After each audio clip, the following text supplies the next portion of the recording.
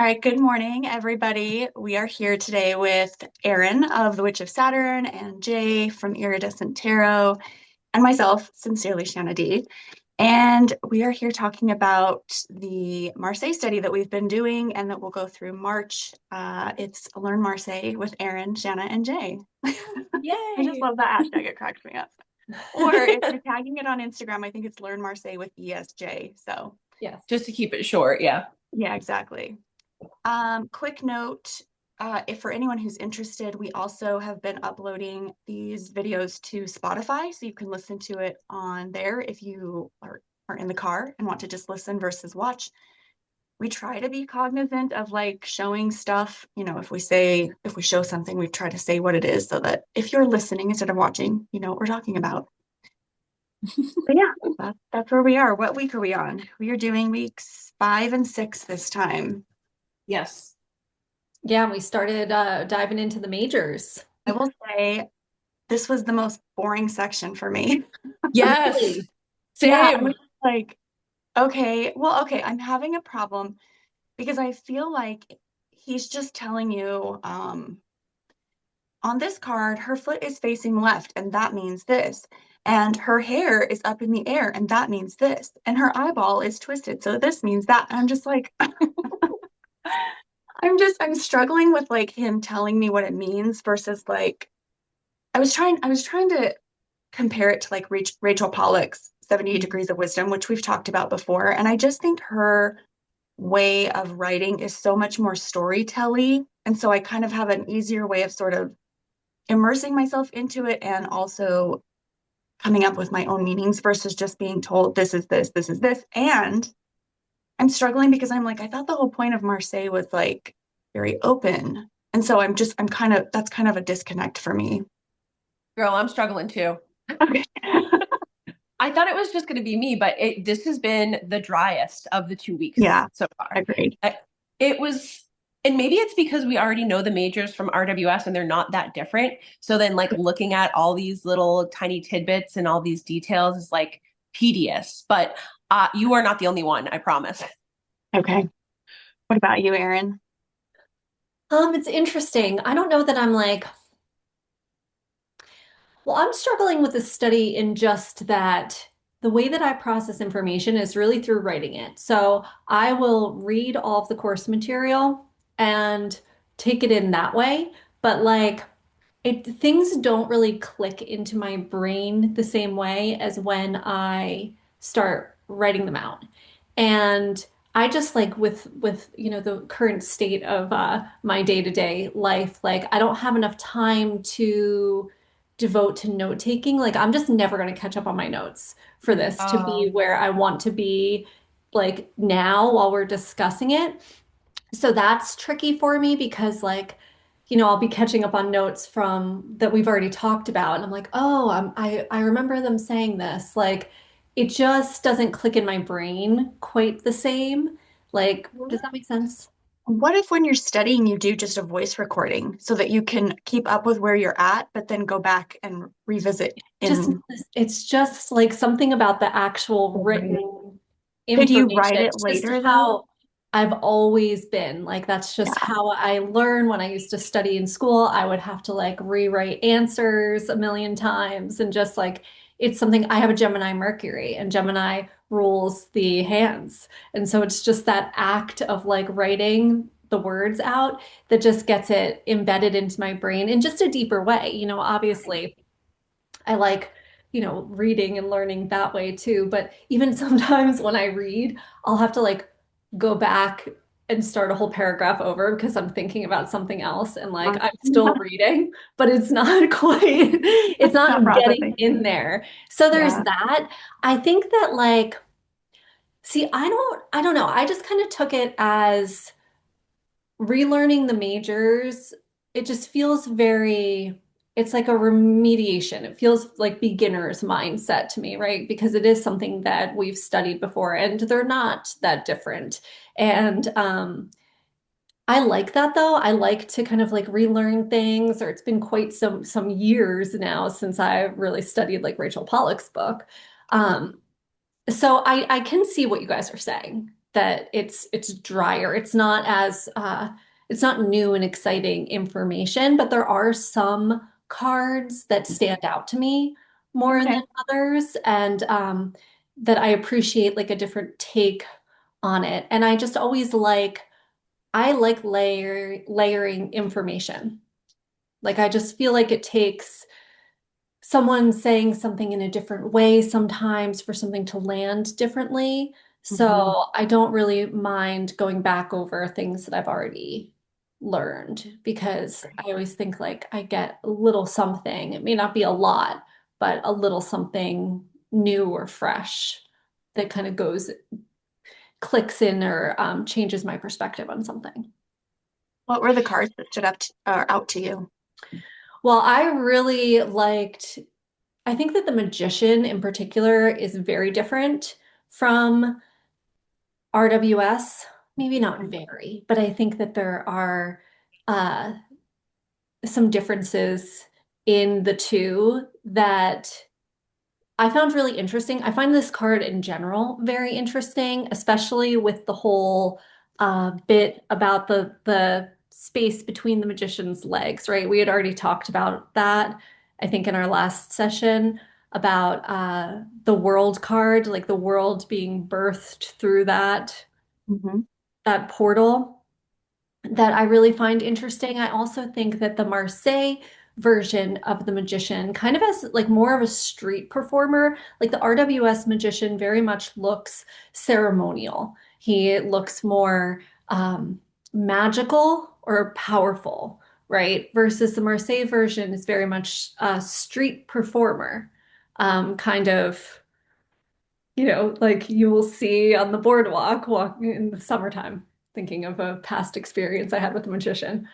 But this really ties in more when we start to talk about how astrology has been layered into the tarot. Like this fits so much more with the significations of Mercury as being very mercurial, able to kind of like what you see isn't always what you get. Kind of like, is this guy a con artist or is he truly a magician that's like presenting himself to be more what's the right word, like selling you snake oil or something. Yeah. I don't know. There's Yeah. just this card, I really thought that there was a lot of meat to this one compared to some of the others. Like this stood Hmm. out to me, the Popes stood out to me. I'd have to kind of look through and see what else. But those two in particular, I thought were really gave a lot of bang for their buck. What did you guys think of them?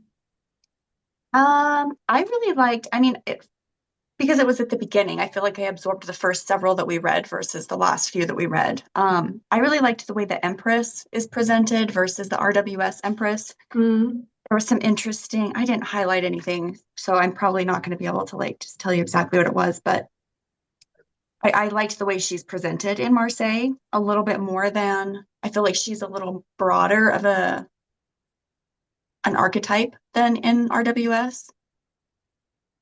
Yeah, I think that that is a really good summation. I do think that they are broader archetypes in Marseille. Mhm. Yeah, it doesn't lock you into a scene the same way that the RWS does, even though the images are kind of similar. Like I find that with the really scenic pips that it like locks you into one certain meaning of each of the cards. And so with these, like the headers tell you all of the different ways that you could potentially read the card. So that was what I liked the most about these majors so far is that each time that you have the beginning of a paragraph or whatever, it tells you the Popess is a wise woman. The Popess is a spiritual mother. The Popess sets boundaries. And so then for each of those, it's like a little way that you could read the card. And I liked that about this book. And I liked that way that you could kind of like break down each of the majors in Marseille. That makes sense. I honestly, despite obviously having read it, I didn't really put that together. So that's an interesting tidbit that I can go back and sort of pick and choose pieces that I want to revisit. So thank you for saying that. I liked that too. I liked that the headers as being kind of like the summation of the paragraph. And I think it helped going back and taking notes because, Erin, I'm the same as you where like it's not going to stick in my brain until I write it down by hand. And like I was the same way in school. And that was the biggest slog for me for this week or these weeks is that I read everything I highlighted and then having to sit down and rewrite was like the part that I kind of dreaded. And also, in order to get myself to go through it, I really used the headers for each of the cards as like the structure to my note taking. So like to me, if I was taking notes on the Pope, like the Papess or whatever, I would write ... is a wise woman. And then if there were like one or two things in this section, I wrote those two things. And then I would write ... is a spiritual mother, and then wrote one or two things from this. So I wasn't like taking major notes. It was more of what are the headers that he thinks are important? And then what are one or two points under each of those that I want to take away that if I crack into my notebook and I look quickly, I can like, get the essence of that card. Yeah, I did the same thing where I would do like for magician, gatekeeper, and then a beginning, Yeah. and then tools and illusions, and then just kind of Yeah. go from there. I do like the way that the book is structured that way for sure. But it is definitely like a slog to go through it this way. Like it is. The other card that really stood out to me was the lovers. I thought that that is the lover card rather in Marseille.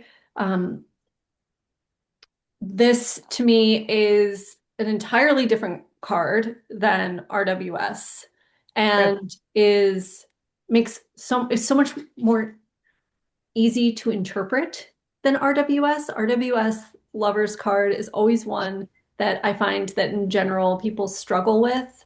It's kind of hard to pin down. And this is so much more concise and gives me, like, some of these majors just give me an understanding of what the RWS is trying to get across in a clearer way. Like, let's say the story in the Popess or the High Priestess about the hidden pregnancy, and that being something that's reflected in the High Priestess card as a way that it can show up in a reading. Like, oh, now I know where that comes from. And the lovers, like, or the lover card in Marseille, very clearly being about a choice, right? Like, we don't see that choice in the RWS imagery, but you know that that is a signification of the card. And so this imagery, this card shows you very clearly the choice. And so in that way, I really like how it kind of distills down some of the, I wouldn't say confusion, but the like, it kind of answers the question of, well, why is this card in the RWS interpreted that way for me? Kind of gives me some answers. True. Did you have a favorite, Jay? Any particular ones that stood out? Ooh, that's a good question. I think I had the same sensation as you where it was in the beginning, I was like, ooh, this is exciting and different. And then by the 12th card, I was like, I'm kind of over it. So Yeah. it's probably, I would probably say the magician too, where this portal underneath, I feel like is the most interesting and exciting thing that we've uncovered. Mhm. But yeah, as we progressed through, it just like lost a lot of steam. I just honestly think it's a lot of cards too to like do in one Absolutely. fell swoop, because Yeah. it does get like, all right. I think it comes down to the dryness too. Like it was so dry to the point where I can't even believe that I'm saying this, but I had abandoned my Thoth study last year because I was like, this is too esoteric and weird. And like, I don't know. I'll revisit it once I'm done with the Marseille. And this was so much of a slog this week that I pulled out the Thoth book and I was like, give me something different. Wow. So you know that it must have been rough for me to do that. Yeah, Well, and right. I was trying to figure out what the difference between again, Rachel Pollack, but I think just in general, what kind of his writing style is, Ben-Dov's writing style. And I think, isn't he like a scientist? So he's more like analytical, more of like a teacher versus, a writer necessarily. I feel like there was something about that in there that Yes, you're right. Doctorate in quantum mechanics. yeah, like, I mean, it's like a car mechanic trying to teach us about tarot. Like, not that he doesn't know, like, obviously he knows what he's talking about, but his method of delivering it is very methodical, I think, in a way that can get a little sloggy. Yeah, yeah. I'm glad that we're about halfway done with the majors because Yeah, yeah, I want to get through them to be just done with this part. Like at least this week we'll have some aces, so a little bit more freshness too. true. That's true. I will pay more attention to those headers though, because I think that will help sort Yeah. of like, you know, boil down each of the paragraphs for me. So good. Are you taking notes too, Shanna, or are you just like highlighting and reading? I'm mostly highlighting and reading. I am taking a few notes just on my iPad, so not written out, just because I knew that if I started a notebook or even just, I'm not, it's not going to keep going. I needed Yeah. something that was quick, so I just wanted something to get down quickly.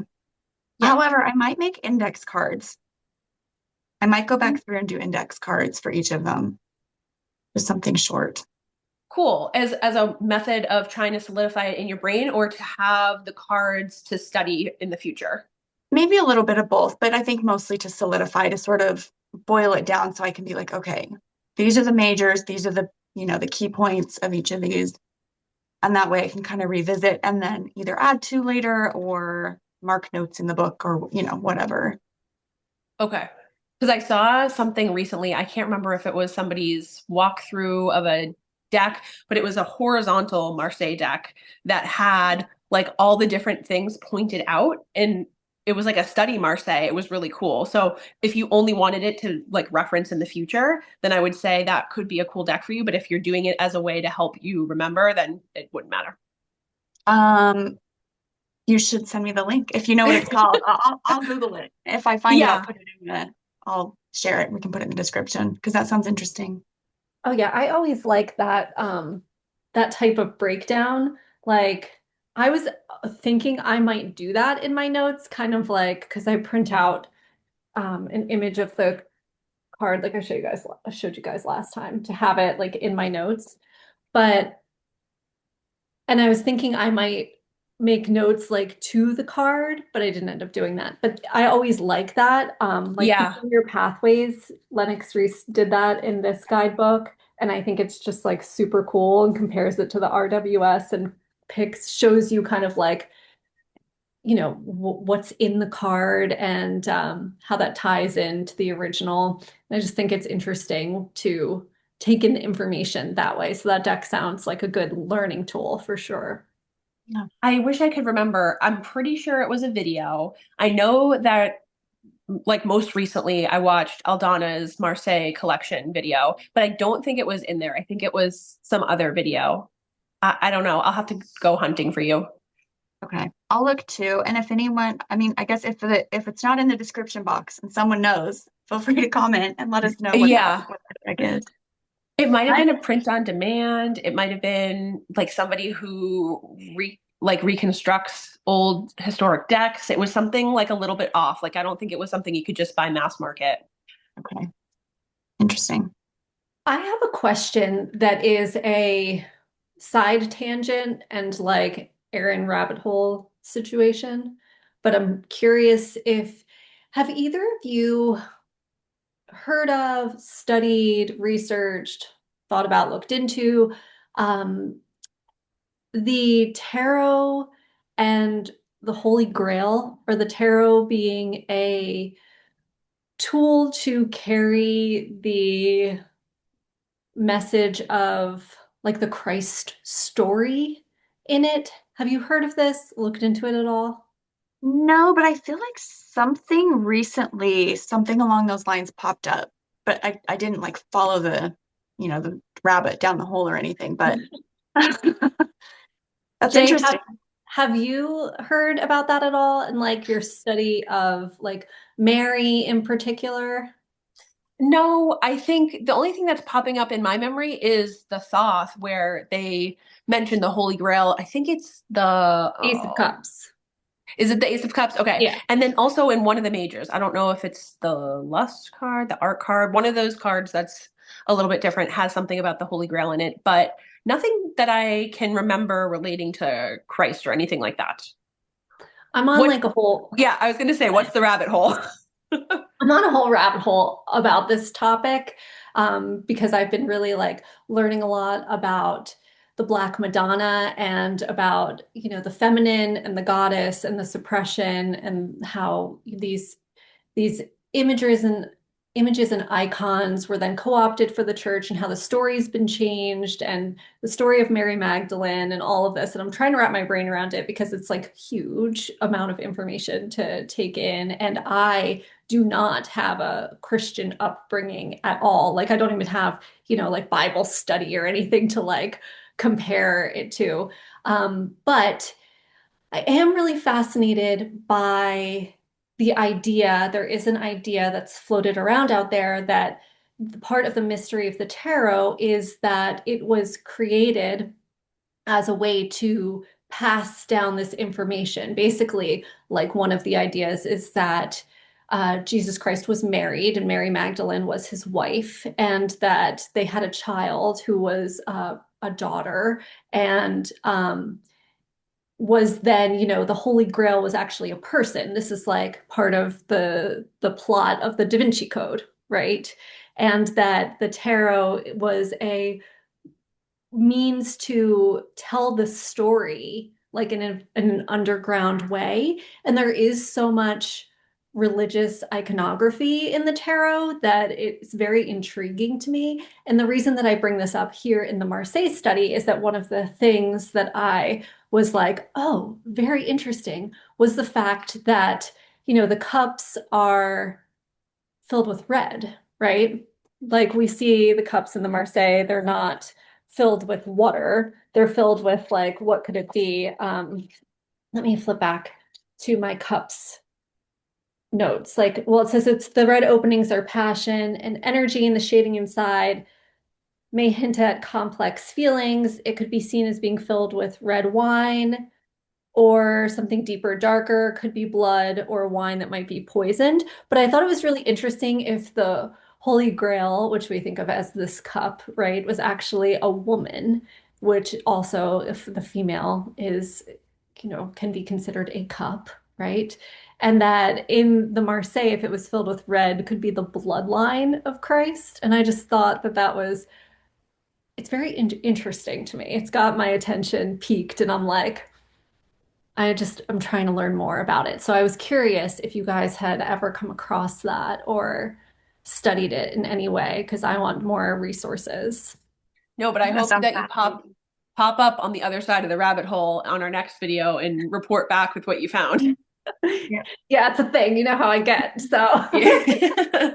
so yeah, but it's interesting. And it's interesting to me that, like,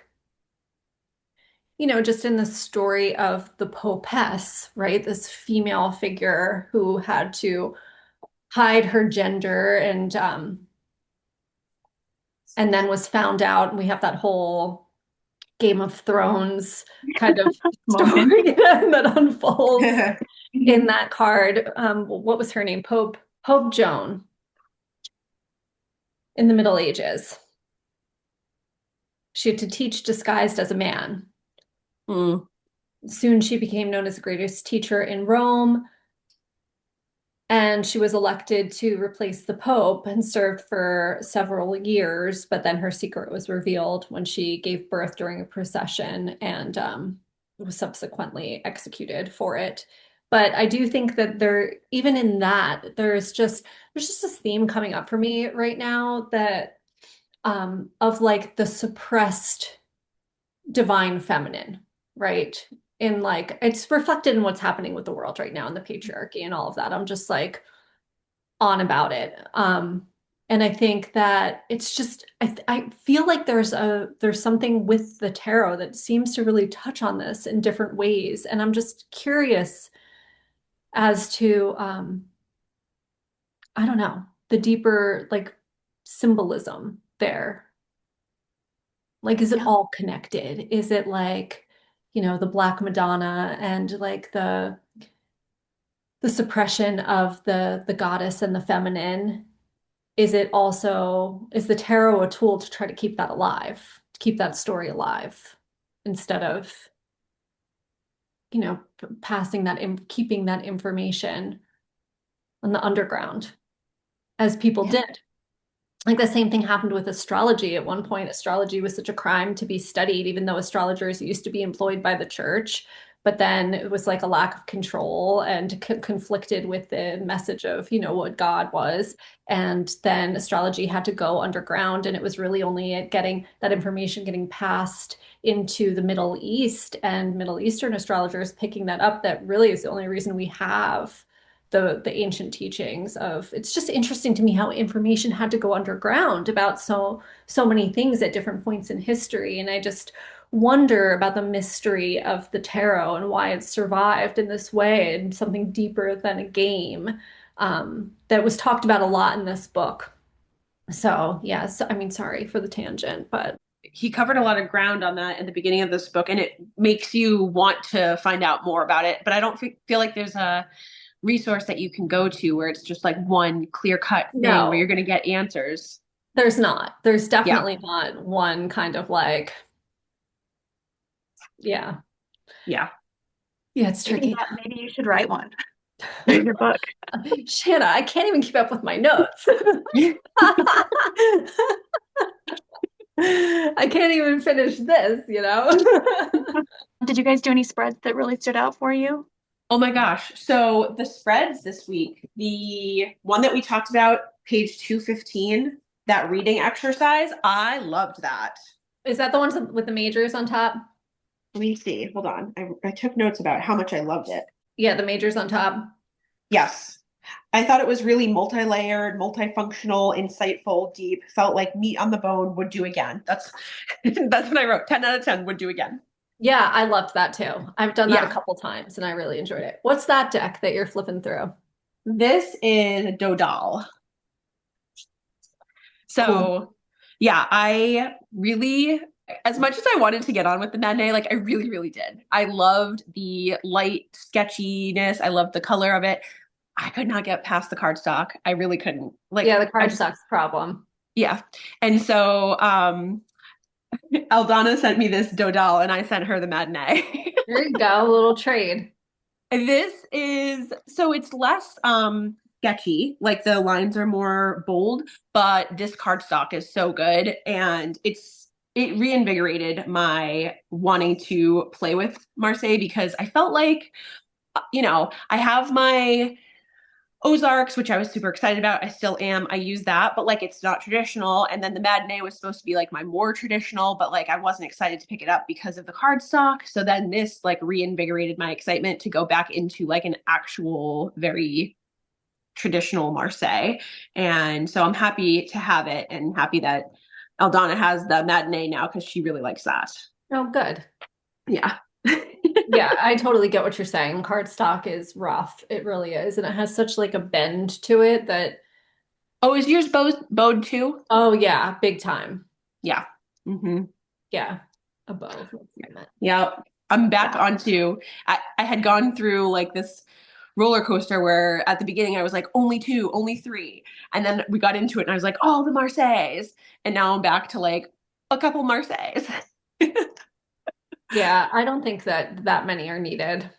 Yeah, I can see why people would want more though. Like if yeah, that's your All the thing. nuances. Yeah, yeah, it's interesting for sure. And yeah. they're all very beautiful. Yeah. What decks have you guys been using this week? I've just stuck with the Tarot Classic. It's just, I mean, the only thing I don't like about it is that despite the fact that he wrote this to teach you Marseille, there's a lot that's not in it from the traditional, like the colorations and all the things. And I'm like there's not even, he talks about the red in the cup, but there's no red in the cup. Mm, I'm like, why Interesting. did you make it like that? If you're gonna write a book, anyway, that's a little Yeah, frustrating, but yeah. I feel hmm. like you got your old reliable there, Shannon. You're like, I'm sticking to it, and I like that. I respect that. yeah. Yeah. I read more with Ozarks this week because I took it out of my, like, whatever deck I'm using in my week ahead spread, because I'm still doing that, is just out of rotation, right? Because it's 7 cards short as I leave them Right. out for the week. So I kind of like switched that up a little bit and read more with this. And I definitely see what you guys are saying about this being like, it has more of like an intuitive flow to reading with it than I think some of the other Marseille decks, just based on the art style. So I do really enjoy reading with this deck, and I used this in that mage what we need a name for it, where you have the majors on top and their minor stories underneath, their little piles. I used Yes. this for that, and I really liked that. And then I've still been reading with Bacchus because I don't know, I'm so glad that I have this deck because it just like really excited me about the study and is definitely in my top. I don't know, it might be the most beautiful deck that I have, but it's definitely in the top. And I'm just like very happy with it. Don't feel like I need anything else. It's not traditional. So if I'm looking for something more with like the traditional color story or those particular details that are discussed in the book, I'm not going to this deck, but almost for everything else, I feel like these two are like good. I'm good with these guys. Nice. Yeah.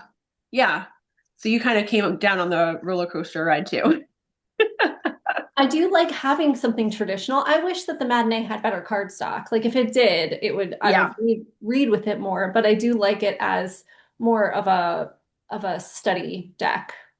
Yeah. Like I just have been using it in those week ahead spreads. I pull from a different basically I pull from one of my more fun Marseille decks, let's say. Um like this week I used the Metanoia Marseille because it's like softer colors. I was feeling like femme Valentine's kind of vibes, so I use that. But then I lay out the corresponding cards with the matinee underneath, and I like using it for that. But I haven't been like reading with it because, like you're saying, it's the card stock is Yeah. Other people really like that kind of card stock. So it's all in the hands of the user. Like some people really like that kind of card stock. yeah, for sure. I guess. I guess they, Is they that me? must. I was surprised. I thought that it was going to be more of the like Bill Meneghello. yes, Yeah. exactly.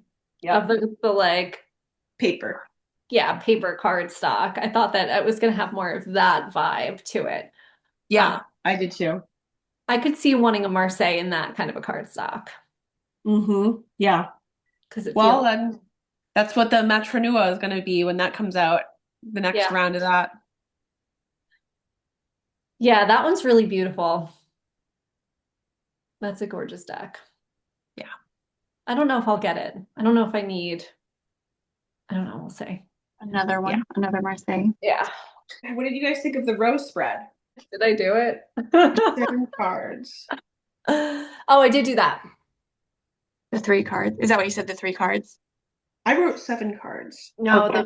the seven, like the way that I did it was as a 7 card with one card kind of in the middle that delineates like the past and the future or the different sides Yeah. of whatever your question is, that story type of thing. I did do it, but I've been so distracted I could not tell you anything about it. And I didn't take a Yeah. picture. That's okay. Did you do it, Jay? I did, and I did it like the day after I did the major mini pile thing. And so I was so mind blown from the major mini pile that the row like didn't really impress me all that much. So I did it, but it didn't blow me away. Yes. So then this week or the upcoming weeks, we have week 7, we're going to do majors 13 through 18. Week 8, we have 19 through 22. And then we go into the aces, which is exciting and will free us from the shackles of these majors. Yes. Cool. I'm excited to get into the courts. too. Yeah. Mhm. That'll be interesting. Yeah. And then once the courts are done, we'll be done. And we'll be experts. We can teach our own course. All All right, right. Well, I think that that'll wrap it up for this week, unless there's any last thoughts. not for me. Okay. Nope. All right. Well, strap in for this week because I feel like we're going to really need some reinforcements of slogging through. Yes, we can do it. I don't know. I feel like in general, the majors get a little more interesting. Like I feel like there's that chunk of majors that are just drier to begin with in like that first half of the Like the majors. chariot. Ugh. Yeah, like, well, just from like the Yeah. emperor to maybe like the hanged man, like in there, compared to, and I always just do reflect back on the lines of the majors that Rachel Pollack Yeah. taught, where like then you things start shifting, right? You're going into a whole different realm once you get to card 13 and to death, right? Like, Yeah. yeah. Like, so I think that Right. my hope is that it's just like a vibe shift naturally occurs with the cards themselves in this next Yeah. 2 weeks. We'll see. Here's hoping.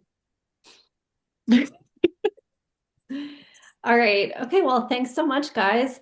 And please make sure to like and subscribe to all of our channels. You can leave us a comment. Let us know if you're following along, what you think of Marseille. Anything you want to bring our attention to in the study. And what else? Anything else? I think that's it. Oh, if you've gotten any new Marseille decks, I always want to know. Did anyone get any new Marseille decks? Yeah, we love Right. to Yes. see All right. Thanks so much, guys. Talk All to you right. later. Bye. Signing out.